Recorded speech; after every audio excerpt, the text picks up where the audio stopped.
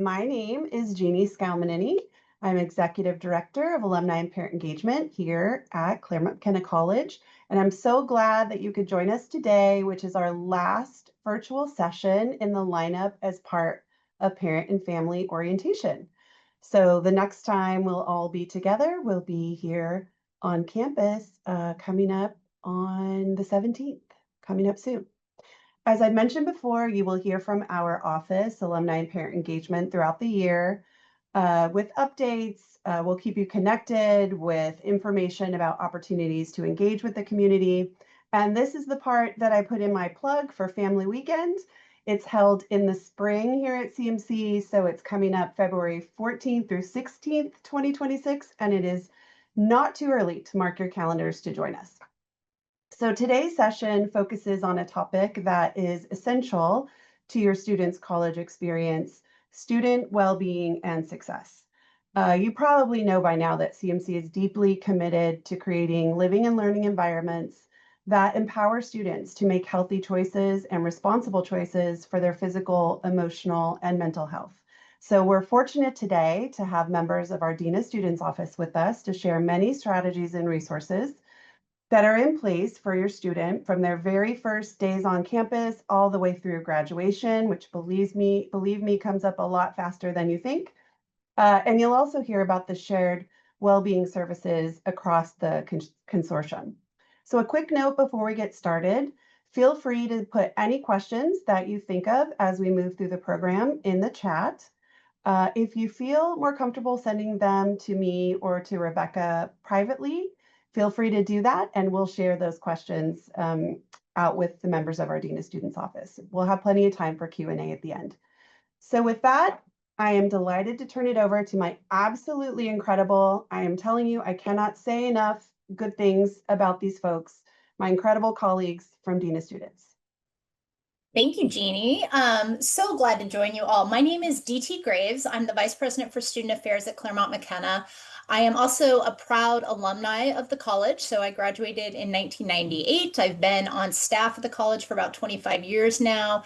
I also have 2 students in college. So this conversation hits hard for me. And I know for many of you, especially those of you sending your student off to college for the first time, that this is one of those discussions that you maybe want to have and aren't quite sure how to do it. So we're going to coach you right through all of that. I'm joined by 2 of my colleagues. I'll have them go ahead and introduce themselves, and then we'll kick off our slides. So we'll start with Jess, please.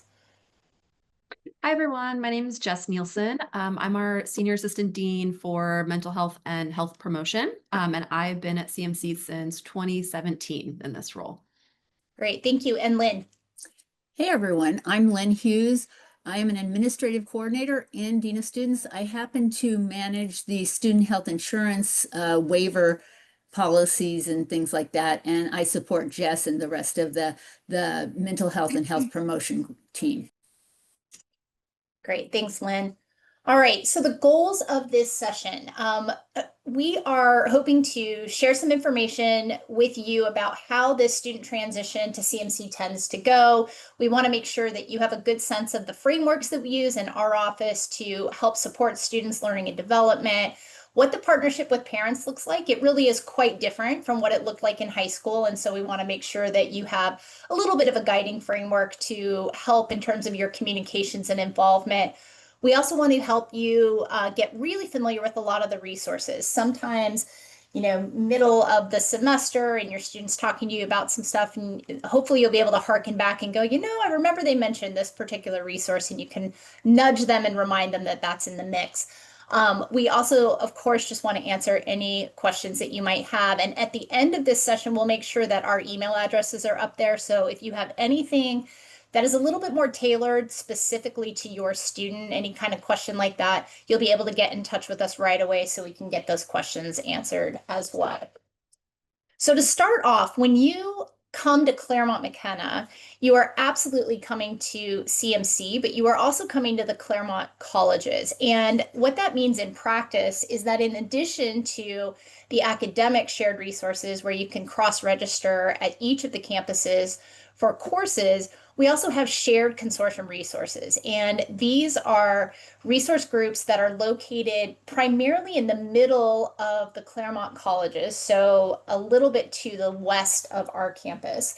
And they include the Student Disability Resource Center, the chaplain's office, if your student has a faith orientation and wants to stay connected or do some exploration within that.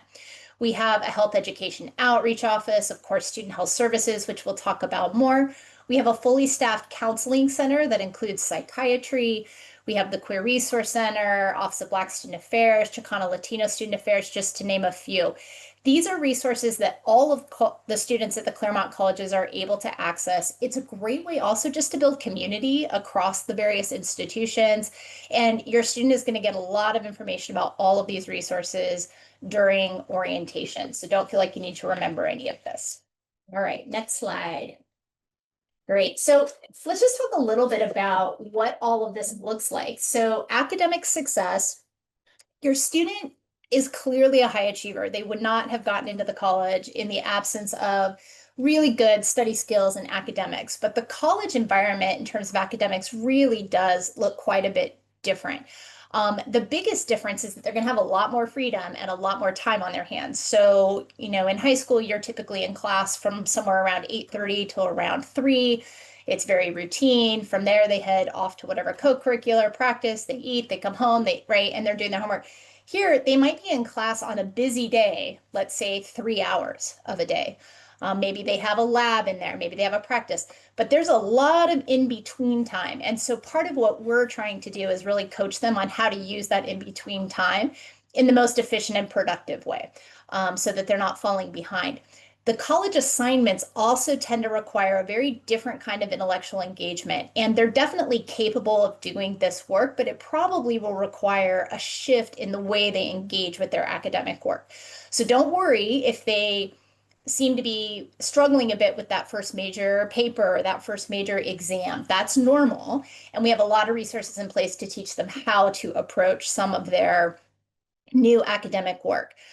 If you have a student who in high school was really successful with lots of memorization or studying for exams the night before, didn't have to write drafts of papers before they turned them in, this might be the moment before they get here where you go, hey, see what it would feel like to really lean into education, to go really hard with studying, to really think about how can you get the most out of this education, and how incredibly fun it is to be at a place where everybody likes school. We're not nudging people to go to class. These are students who love learning. They want to be here, and that is incredibly motivating. So I think it's going to be great.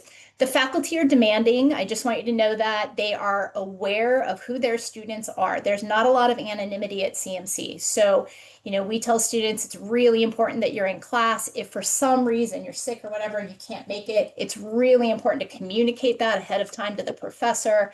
But this is a reciprocal kind of learning environment. We do not have a consumer model where a student shows up and they're just taking in information and they walk away and do with that what they will.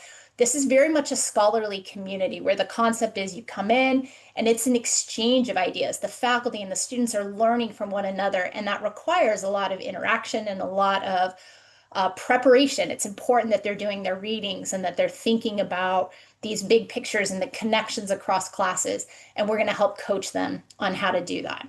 Okay, another big change. We're ready for the next slide. Thank you, is around residential life. So for some students, this will be the first time that they have shared space. I have asked this question of new students for many, many years. How many of you have shared a room before? And it used to be, 80% of the hands in the room would go up. And now it's closer to maybe half of the students in the room who have ever had to share a room. That's a big difference. Doing their own laundry, cleaning their own living space, really, managing different levels of noise, studying in places other than their room. This also comes with managing personal finances and their own necessities, scheduling their own appointments, completing their own paperwork, all of those things. If you feel like your student might struggle with any of that, then the Dean of Students Office is a great place to send them, because we're going to be able to help them think about time management. We, in fact, have an entire group of students who are trained in this. They're called the Romero Success Coaches, and they do a lot of work not only with academic success, although that is a huge part of their focus, but also with other kinds of executive functioning. So thinking about how to initiate a task, how to follow through, how to schedule your day in such a way that you're able to take advantage of the times when you're alone in your room, how to communicate with a roommate and just make sure that you guys are on the same page. So we'll be in a good position to help them with that. Sometimes a student will go away and be pretty homesick. I was one of them for sure. A lot of tears for me that first semester. And it wasn't because I wasn't having a great time in college. It was just that I was missing home, right? I was missing my pets and my siblings and my parents and just the consistency of what it means to be a high school student. Our students here are going hard all day in terms of school and co-curriculars and the social, but then they don't go home to their families, right? They go home to their friends. And so sometimes that can be a little bit overwhelming. Hang in there with them. And if they're calling you upset, be really intentional in asking them, what were some highlights of your day? Tell me more about the good things and remind them that there's a lot of that there. They're far more likely to call you when they're upset than when they're having a great time. So try not to give those sad phone calls that you might get more power than they deserve. All right, the next element is going to be really focused on the social life and co-curricular opportunities. This is a place that has so many opportunities. We almost cannibalize ourselves with opportunities because our students have so many things that they can take advantage of and get involved in. And one of the things that we talk about quite a bit in our office is not getting overextended. So it's like get involved, but get involved in a really intentional way that still allows you to get enough sleep and to think about fitness, to eat healthy, to respond to whatever health needs you might be facing. All of you have had conversations with your students in the past few years around sex and alcohol and drug use and all of those things, academic integrity. This is a good time to just revisit all those conversations. You know, they are listening, and this is the moment where they launch into this new environment, and they're going to be making those decisions really independently. You've done amazing work with all of them, so they're ready to go, but the reminders certainly don't hurt. We also have a lot of ways to get involved, including over 70 clubs and organizations. We also have 5C clubs and organizations. You're going to hear probably quite a bit in the first month about students trying to get involved in various clubs and orgs. Some of them require applications. And the reality of that situation is that a lot of students will not get those roles that they were hoping for, but there are so many other opportunities as well. So if you have a student who feels like they've been rejected from some of the things that they wanted to get involved in and they're having a hard time with that, we would love to talk to them and make sure that they are aware of all the other kinds of ways that they can gain similar types of skills and experiences and social friends through different kinds of opportunities, even if they didn't get the one that they were really hoping for. All right, so our framework is really looking fairly holistically at how students navigate the environmental context changes that they're coming into. So when we think about well-being, we're really looking at a very multifaceted view of that. Everything from the mental well-being, social well-being, financial well-being for many of our students. What kinds of coping skills do they have? What does their physical health look like? And they're going to be getting they've already actually gotten a lot of this information through our pre-orientation programs. But once they get here, they're going to be hearing from their mentors. They're called first-year guides. So our students that are trained to mentor them through their first year. And they're going to be hearing a lot from the Dean of Students Office as well about how to operationalize well-being. So it's one thing to just talk about it, and it's quite another to actually put it into practice. And so we have all kinds of ways that they're going to be able to take some ownership of their health. One of the things that has been really successful over the last couple of years is sitting down with one of our staff members. We have a a director for health promotion and student success. And she's able to actually work with a student to develop an individualized well-being plan for them, kind of a success plan that pulls together a lot of these various elements and helps them to take some agency and think about what are the strategies that are going to help them to be most successful. We talk a lot in our office about something called self-authorship. And the concept there is that students, as they come into college, have a sense of who they are, what they know, their belief system, what anchors them, that is very externally focused. So it has a lot to do with what they've heard from teachers or parents or coaches or pastoral leaders and others. And then when they get here, they're suddenly exposed to all of these dissonant perspectives that don't necessarily resonate with how they grew up. That can be a little bit disorienting. That is part of the purpose of college. And so through all of these different opportunities and experiences and the coaching from our office and the peer mentors at the college, they're going to learn how to deal with all that dissonant information and start to transition from something that's very externally oriented, their sense of self, to something that is far more internally driven and defined. And it's astonishing actually to see the growth from the freshman to the sophomore year. So we're very happy to be partners in that. And with that, I'm going to turn it over to Jess to get into some of the details about the resources. Great, thanks, DT. I am going to focus primarily on our student health services and counseling services that are both located on campus. And then we'll talk a little bit about other ways that students can access well-being support while they are here at Claremont. So Student Health Services is located, as DT mentioned, it's one of those consortium resources. It's available to all 5C students, and they offer a lot of the stuff that kind of your primary care doctor might offer. So this is where your student will go during the week, during business hours, if they have a cold, if they have a sore throat, kind of those lower level sort of illnesses that they want to get checked out. Appointments here at Student Health Services are free for students who schedule them. So phone lines, they can schedule in advance. They can also call the morning of and see if there are openings. And so those are free. And then it's kind of like a la carte charge after that. So if a student needs lab work or some sort of procedure, the health services will talk with them about what that might be, what that cost might be, and they'll also refer them out if there is something a little more specialized that a student needs. Here's a little bit more about what it is that they offer. So they can get their physicals, they have limited labs, minor surgeries, they offer sexual health resources, gender affirming care. Again, anything that a student might go to their primary for is a great reason to go to Student Health Services. They will walk students through how to use their health insurance if they do need something that there would be a charge for. And they'll also work with students, again, to find someone that is in network with their insurance if they do need to be referred out for some more specialized care. Housed in the same building, they're literally across the lobby from one another, is our counseling center, Monsour Counseling and Psychological Services. We call it MCAPS here on campus. MCAPS is a great place for students who are seeking short-term individual counseling, folks who might be having a really difficult day. They offer crisis appointments during business hours.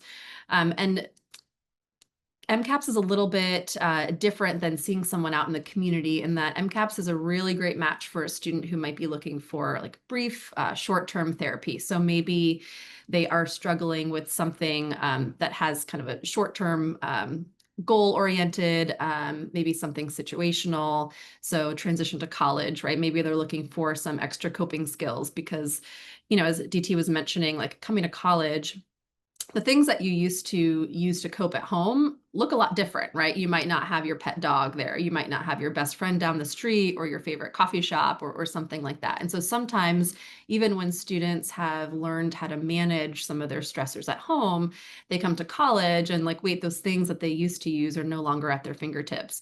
And so that could be a really great reason to pop into MCAPS for a handful of sessions to just kind of learn some new coping skills. Any other sort of situational things, so folks who might be struggling with relationship, low level, mild anxiety, depression, great reasons to go to MCAPS for individual therapy. Nowadays, we're seeing a lot more students, though, who are looking for longer term therapy. So they want someone that can follow them through, the academic year or beyond. And so I'll talk a little bit in just a minute about how to get referred off campus if someone is indeed looking for something a little bit longer term than what MCAPS offers. Monsour also has psychiatrists on staff. So if your student is coming to campus and is already taking medication or during their time here is interested in starting medication, they are able to get an appointment with a psychiatrist here on campus. So we can talk through that. That's a really good one-on-one conversation. There are a couple of caveats, but it's pretty easy to get slotted in with psychiatry here.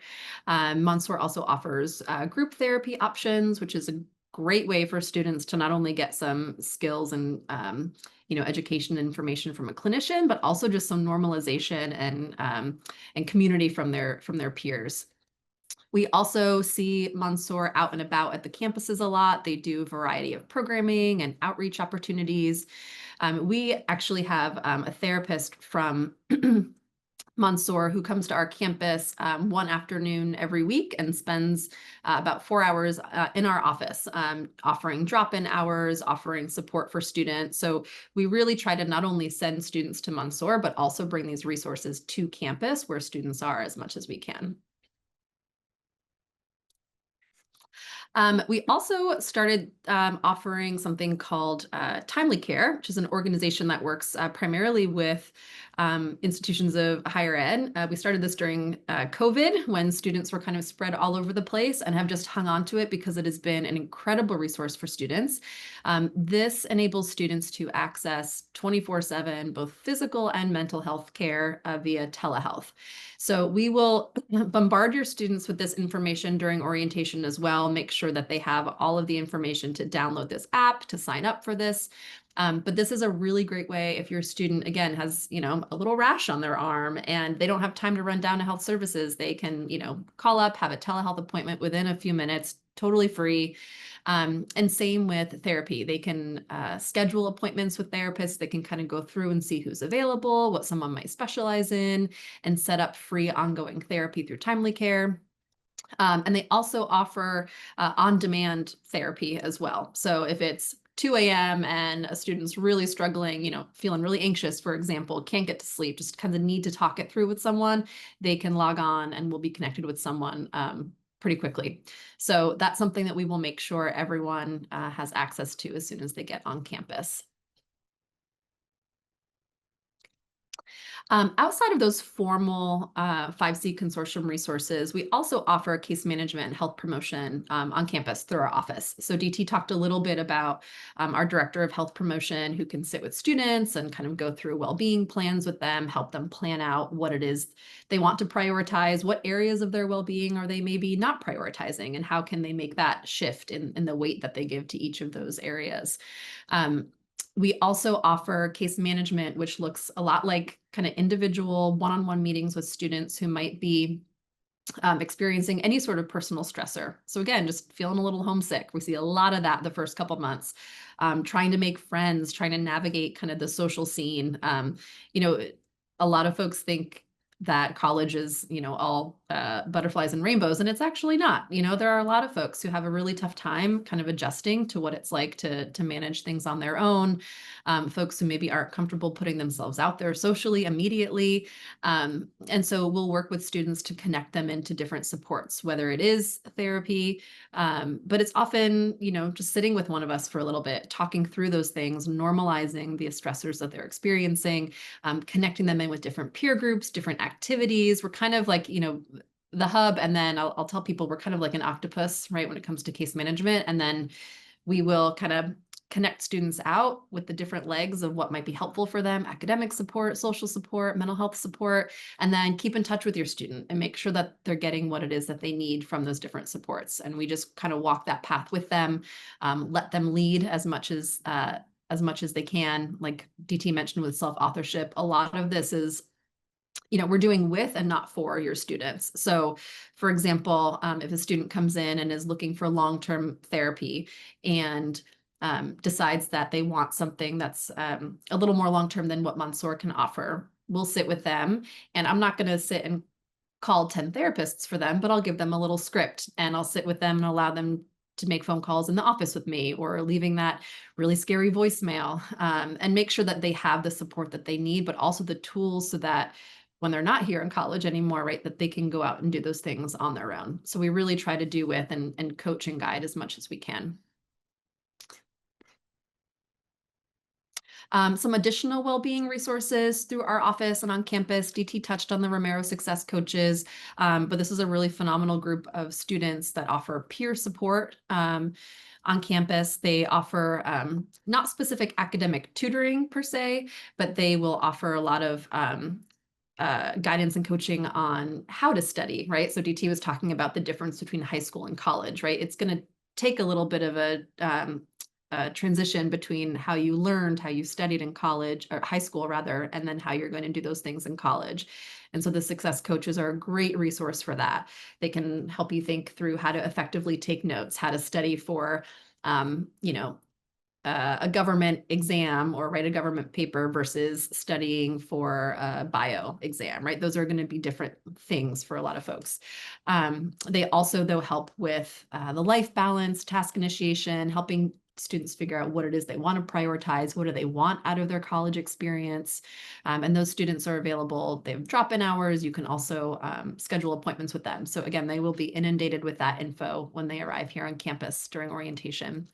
Our peer health ambassadors is another peer group on campus that is led by our director of health promotion. And these are students who will pop up on campus throughout the year, offering different tabling events, programming, educational workshops, and such around a variety of different health topics.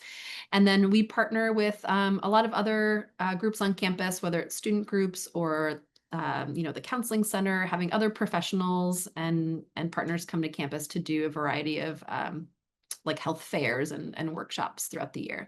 So when it comes to, well-being, mental health, we absolutely do not shy away from these conversations, as difficult as they can be at times. We dive in head first. This is something that we prioritize and want to make sure that students feel comfortable talking about these difficult things with us.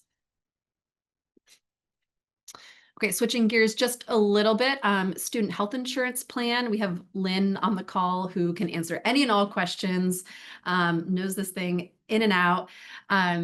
But this is through Aetna, our student health insurance plan. All students are automatically enrolled in this each year, unless the student has been approved for a waiver using, their own insurance or their family's insurance. Coverage for your students began August 1st. So if they are going to be staying on ship and they need to visit with a doctor, it is active. There is a $500 deductible that resets each year, but this is there's almost always a way to get this waived. So if your student is referred from student health services off campus to a specialist or someone else, if they visit the counseling center, Monsour, and Monsour says, hey, I think actually it would be best if you saw someone off campus. Anytime a student's being referred off campus, we can get that deductible waived. And so if your student ever calls and says, hey, I'm seeing a doctor or a therapist or psychiatrist off campus, they said I had a deductible, send that student to us, because there's likely something that we can do to get that taken care of so that they won't be responsible for that. Okay. And I'm going to pop it back over to DT before we open it up for questions. The final just messaging here is really on this slide. Just keep listening. Just keep listening to your students, hear what they're saying, try to encourage them to make their own decisions, remind them of the importance of building those relationships. And if you reach a point where you're worried about them, and you feel like you need to let somebody know, again, we're going to give you our contact information in just a few minutes, and you can let us know and we will check in with them. We have a lot of ways of getting eyes on students. So we have a resident assistant team here who's amazing. We have our Dean of Student staff, coaches, and professors are so good about staying in touch. And sometimes we'll just get an email, you know, Sally seems a little down today. Could you just check in? Or I didn't see so-and-so in class last week. Could you just pop in and make sure that they're doing okay? So there's a lot of ways to do it. The other thing is that this presentation has talked about all the resources and how many ways we have to support students who maybe are going through a little bit of a rough time. But the amount of joy and excitement that our students are going to bring to this campus and are going to have in this experience cannot be overstated. So again, if you hear that they're having a little bit of a hard time, keep asking them about all the good stuff, because the good stuff is really, really overpowering, and it's so much more than the little pieces that they might struggle with. FERPA is a really important thing to be aware of. So this is the Family Educational Right and Privacy Act, HIPAA as well. Your students, once they come to CMC, even if they are minors, so some of you will have students coming a little bit younger, they do fall under FERPA, which means that the college cannot release educational records to anyone without that student's explicit permission. And there are waiver forms online that the students can sign if they would like to designate certain individuals who would have access to their educational records. But otherwise, things like grades, things like conduct records, things like health records will not be released to parents or family members. So it's important to have that conversation and try to really open up the communication lines between you and your student as they head off to college. It's also important to know that even if you do get a signed FERPA waiver, the college is not going to proactively reach out to you unless we are really worried about that student. So let's say, for example, a student gets a low grade notice in a course. We're not going to let you know that, even if there's a FERPA waiver, if you were to call and ask, we would be able to share that information. What we do, though, is meet with that student every time something gets flagged to us. There's an immediate outreach to that student, and we're encouraging them to be in touch with their family as well, and to really draw on all of those support resources that are around them. Insurance cards. If your student is not on the student health insurance plan and they are carrying your insurance, please make sure they have their cards or they have their numbers. Make sure they have a photo of those in their phone, whatever is going to make the most sense, so that if they need to go off campus for anything, they have easy access to that and they know how to use them. We will be talking to them about the Live Safe app on campus, which is just a really nice way to stay connected with all the various resources. And then finally, letting you know that it would be very helpful to pack your student with some kind of personal wellness kit. So any kind of medications or things that they are particularly used to. So if you're, if you're an Advil family, send them with some Advil. If you're, things like Band-Aids and just basic first aid stuff is a really good thing to send your student with. And I think the bottom line here is we're here. We've got them, and we're really, really ready to help support them through this next phase. I think yeah. So our contact information again is here. I think I see a couple things in the chat in terms of the FERPA stuff. So I'll get those forms to all of you in just a moment. But we're ready for questions.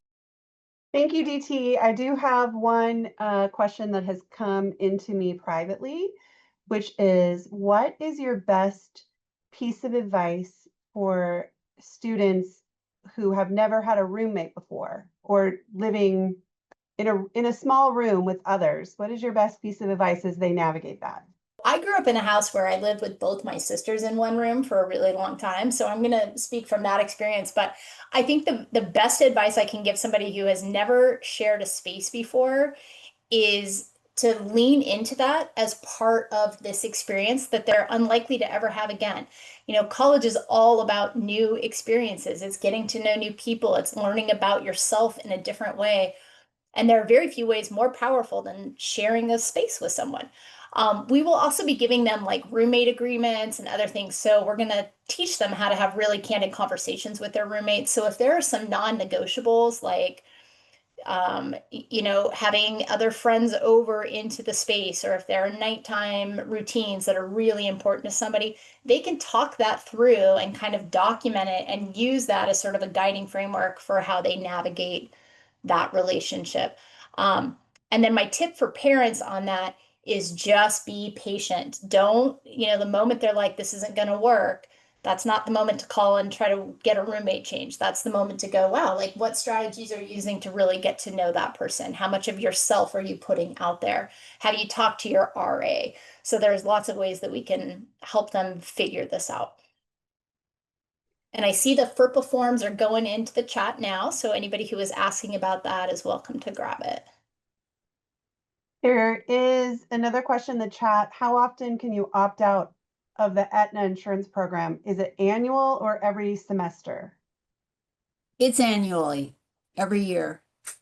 Usually we start in May, requesting, giving students, we bombard them with reminders. Don't forget to waive your SHIP. So every year they do it once a year, but they have to do it each year. Have you ever provided a roommate agreement? So I know you just touched on that. They have an example. Their daughter's roommate had a boyfriend who will also be a freshman, and she's worried he'll end up being in the room a lot. The third roommate. Yep, that's a real scenario. And that's exactly the kind of thing that goes into a roommate agreement. So the resident assistants will have hall meetings with all of their first years right out of the gate before all the returning students even come back. And that's when they're going to get those roommate agreements, and they're going to talk through the kinds of things you would want to include in that. So not only will they receive the agreement, but they'll also have examples of the kinds of things to put in. And this is one of them, which will make it much easier for your student to be able to bring that topic up with their roommate. Great, There's thank a you. question that I got. With so many amazing resources, if your child is having a really hard time with homesickness, what would be the first place we can direct them when they can't think straight? Yeah. The first place is to send them to our office, though they can just go to DOS and we will meet with them. I would say meeting with Jess or DT or me is probably a really good starting point. And we can start to untangle that a little bit and get an idea of what's going on. The RAs are also really good at this stuff. I mean, they're the ones that are trained also to kind of pick up on that, right? So they're going to be holding open door hours every week. They're required to do that. They also walk around and just check in with folks. How are you doing? And they're going to put words on that. How are you doing with homesickness? How are classes going? How are you feeling about the weather, whatever, right? They're going to be thinking about what are the kinds of things that could be impacting the students and starting to get in there with them right out of the gate. I have another question that's come in. Can students who have an insurance waiver are on family insurance, can they still utilize all providers on campus? And does that flow through the insurance, private insurance? Yes, I'll answer that. They Sorry. can. Oh, Jess, you want to take it? Okay, they can use all the providers on campus, and Student Health Services does not bill insurance companies. So what they will do is the student, if there's an out-of-pocket cost, it'll go to their student account, or the student will pay it, and then they will be able to take that to their insurance company and submit a claim. And that's So. I think someone also had asked about walk-in services and will students know what's free versus covered? And so walk-in services are $15. So if a student is unable to make an appointment. And so again, like Lynn mentioned, those charges can go to the student account often. And so it's not like they can't be seen if they don't have $15 on them or they don't have a credit card. It can go to their account. But that's also a great time potentially to use timely care. So if a student is unable to get a scheduled appointment at health services and it's something fairly minor, they can use that telehealth platform, Timely Care, and talk with a doctor usually within a couple of minutes. And that is free. They don't collect any insurance information through Timely Care for either counseling or medical care. Thank you, Jess. So Roger's question is also to do with insurance, that Aetna EPO provides no coverage for out-of-network provided services. Have there been considerations for changing to a PPO program concerning that they have zero coverage if a person ends up out of network? So the health insurance program is something that's negotiated annually with the 7 colleges. So it is not as quick as it might seem for one college to quickly shift to sort of a PPO or something along those lines. I would say though that being in Los Angeles County, the number of providers who are in network is unbelievable. I mean, there are so many.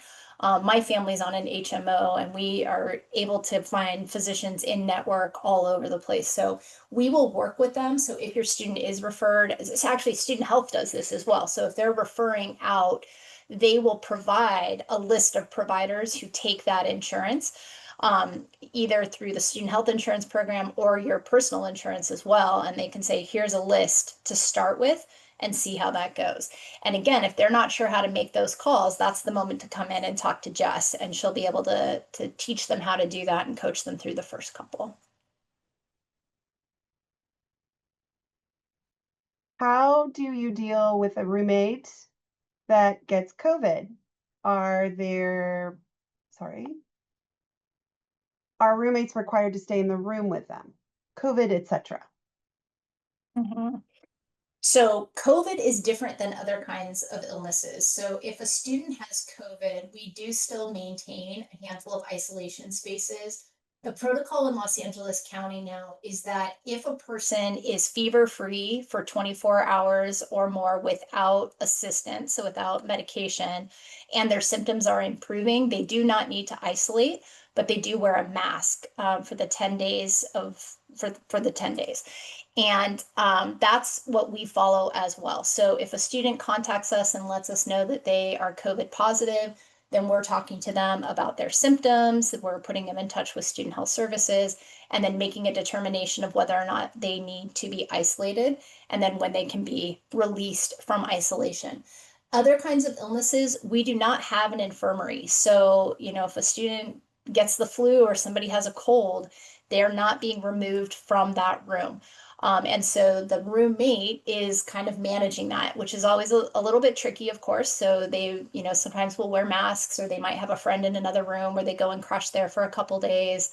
And we're happy to talk to them about strategies around them, but there is no infirmary. Okay, thank you.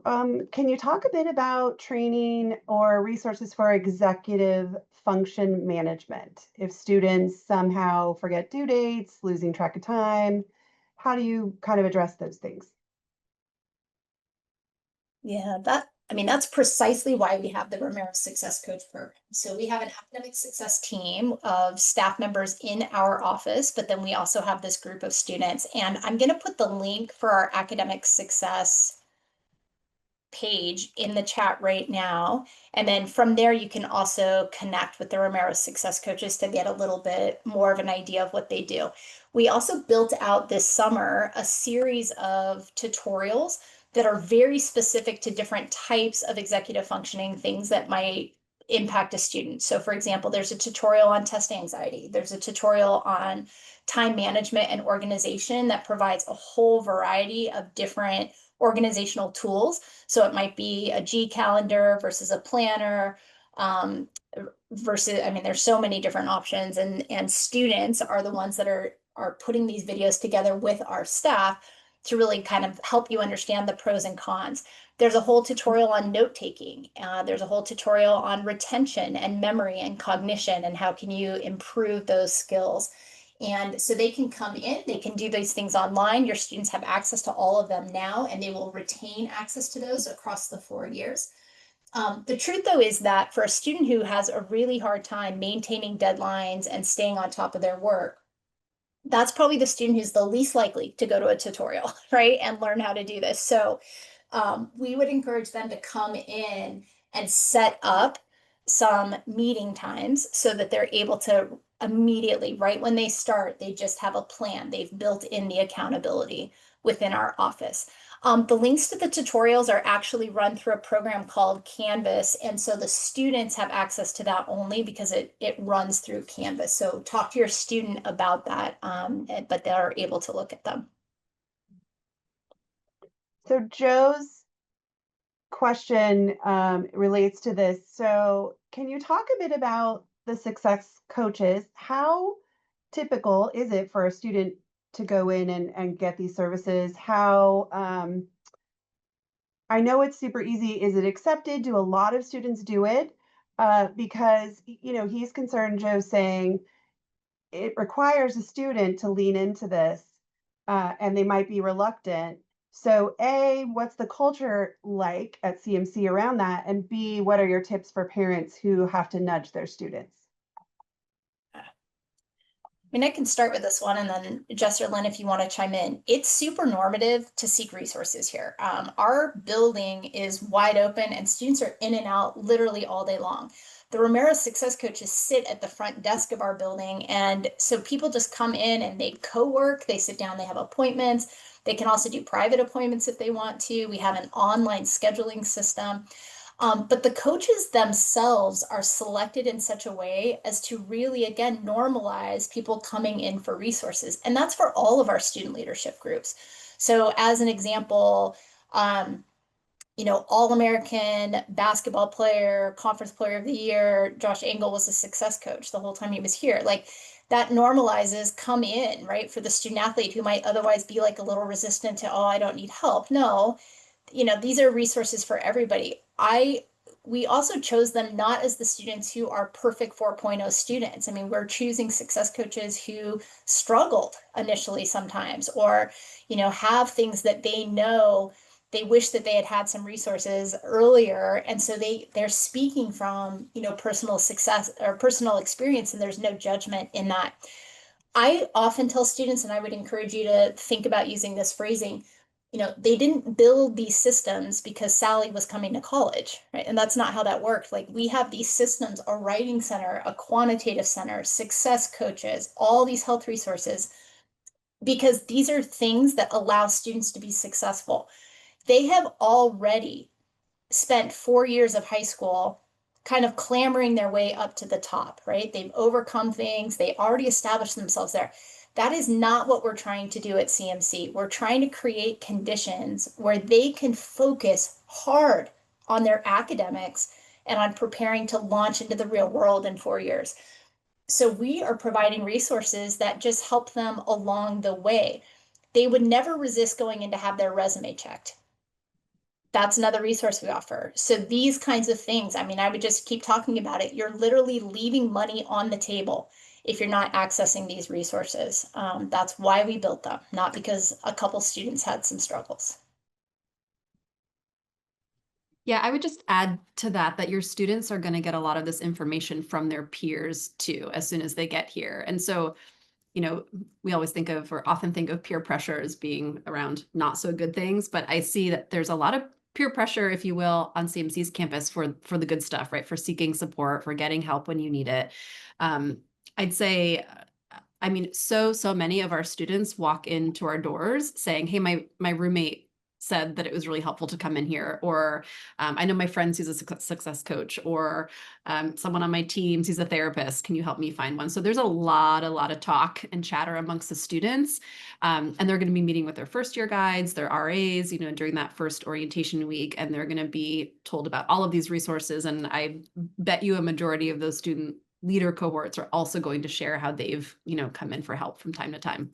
Thank you. I'm going to circle back to one insurance question. If you have insurance coverage that ends in December but intend to join a new health insurance plan starting in January, can you waive SHIP even though the current plan does not extend through the end of July? Yes, they will allow you to waive. We would like it if, when you get your new insurance, if your student would provide that information to us, just so in case of emergency, we have the correct insurance information. But no, that once you waive, then you are waived for the year. Thank you, Lynn. I think we've covered all the questions that are in the chat. Anyone? Rebecca, you're saying yes. You've double checked my work here. Perfect. So great. Anything else? I'm sure you could either, if you think of something later, you can email parents@cmc.edu. Rebecca and I can get you to the right place. But I believe DT has put a lot of contact information. Did you put that in the chat, DT, or emails? I did. I can It- copy Okay, it. Yeah, perfect. it's on the last slide, but we'll add it. Jess will add it right now. Okay, so one more question, the forms. I know the FERPA form needs to be delivered to the registrar's office by the student. Is that correct? So when they're That's- on campus. Yes, that And is I correct. also believe the HIPAA form, is there an email, you email that back to Student Health Services? Is that right, Lynn? I think it says it on the form. Yeah, it does say it on the form. They will accept it. And if you get jammed up at all in that, let us know or just call those offices directly and they'll tell you exactly where to bring them. But yes, it is true. The registrar's office likes to receive that information in person. They've had trouble in the past with families signing it without their students' awareness. So that's why they do it that way. Perfect. So thank you again for joining today. I did want to mention that all of the sessions as part of this lineup have been recorded. The academic session is posted. The other three, it has to go through our web team. They process it, upload it to YouTube. So it does take a few days, but they will all be posted to the parent and family orientation website. So where you went to register, all of those links will be included if you want to go back and watch any of these throughout the year, need more information, or like I said, you could always email parents@cmc.edu. I think that does it for today. Thank you, everyone. See you on campus soon.